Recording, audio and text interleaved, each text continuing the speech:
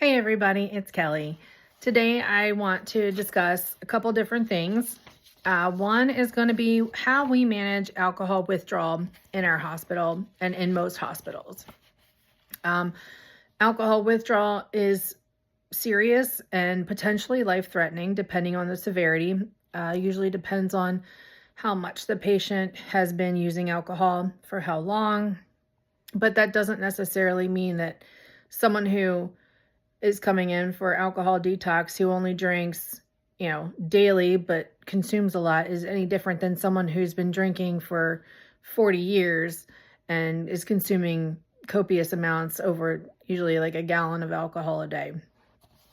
Everybody is different, and everybody's withdrawal is different. And one of the things that we try to do as healthcare providers is tailor treatment to each individual specifically while still following the same guidelines and tools for each patient.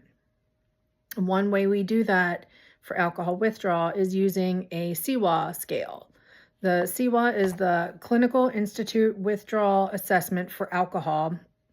It is used, pretty much throughout every healthcare facility that does monitor for alcohol withdrawal or alcohol abuse.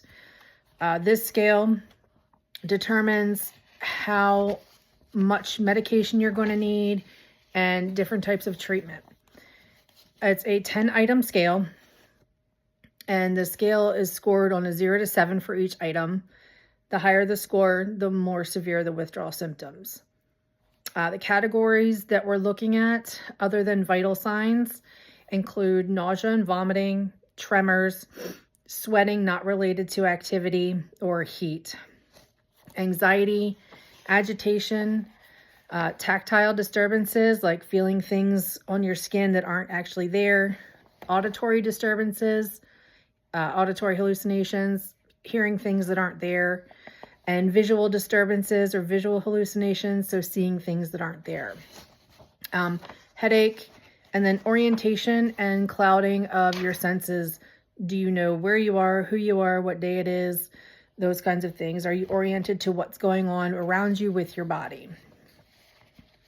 The symptoms can range from mild to severe, and it's important to recognize them early on to get adequate treatment and medication. Mild symptoms usually consist of anxiety, insomnia, some nausea, a headache, and mild tremors. More moderate symptoms include those plus an increased heart rate, sweating, confusion, agitation, and some visual and auditory hallucinations. The more severe symptoms include all of those things, plus confusion, possibly have seizures, and delirium tremens, also known as DTs, which is characterized by severe agitation, hallucinations, high fever, and high blood pressure. I alluded to already the dangers of alcohol withdrawal, and it is potentially life-threatening if severe symptoms like the seizures and DTs occur. It is crucial for someone who wants to detox from alcohol to do it under medical supervision. Some of the other complications that can arise are dehydration and injuries from the seizures and even death. So when we're scoring this CWA, a mild withdrawal would be a total score of 0 to 8. A moderate withdrawal would be 9 to 15, and severe would be 16 or higher. And this scale is used throughout the person's withdrawal, associating it with medications. Could be using a sliding scale or a taper. My facility has used both in the past, and currently we try to stick more to tapers. We've found that to be more effective. But from the very beginning when they come in, we're scoring a CWA, we're medicating according to our protocols, and through their stay, we will continue to do the CWAs, and it's usually done every 4 hours. And when we do this, they may, through the course of their treatment, right before, when they're feeling better towards the end of their detox, they may still be scoring a 0 and they're still on their taper and they're feeling good. But this, could start on either side.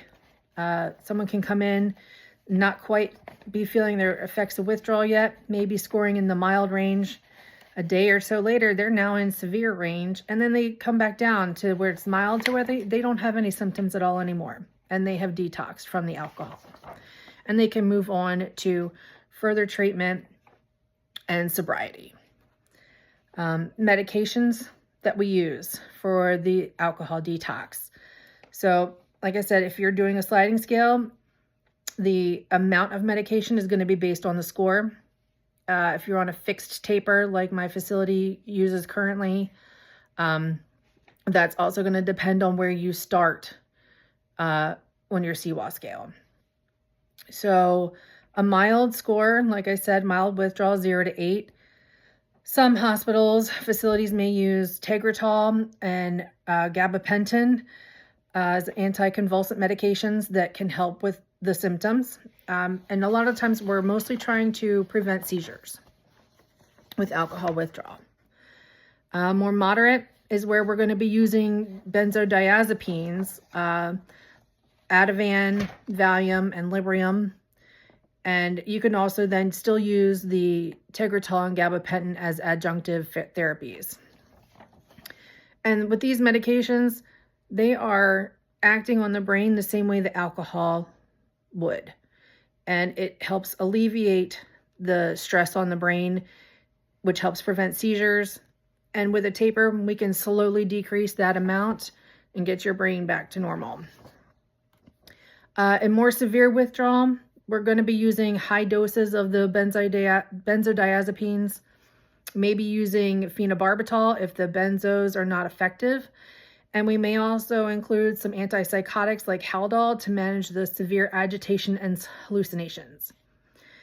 So, alcohol withdrawal is a serious matter, and it really needs to be done by or under medical supervision with medications given to you by healthcare professionals and trained providers.